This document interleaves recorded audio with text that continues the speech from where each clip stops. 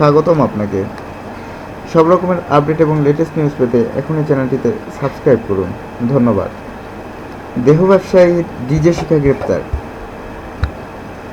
দেহ ব্যবসা ও লোক ঠকিয়ে ব্ল্যাকমেলের অভিযোগ ডিজে শিখা তিওয়ারিকে গ্রেপ্তার করেছে পুলিশ।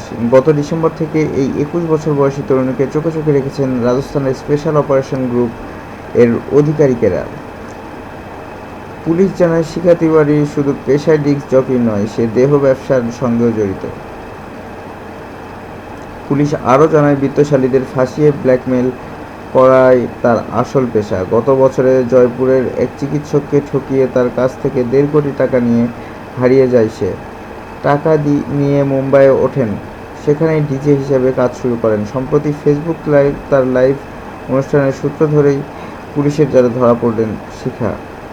জানা যায়, গত বছরে একটি মধুচক্রের হদিশ পান তারা। তাতেই উঠে আসে শিখার নাম। মূলত চিকিৎসক বা রিয়েল এস্টেট এজেন্টরাই ছিলেন তার শিকার। ডিসেম্বর থেকেই শিখাকে ধরতে অনুসন্ধান চালাতে থাকেন তারা। পুলিশ জানিয়েছে, হেয়ার ট্রান্সপ্ল্যান্ট করতে চেয়ে গত বছর সুনীত সোনি নামে জয়পুরের এক চিকিৎসকের সঙ্গে দেখা করেন শিখা। সেখান থেকেই সুনীতের সঙ্গে বন্ধুত্ব গড়ে তোলেন তিনি। দুজনে একসঙ্গে পুষ্করেও বেড়াতে যান।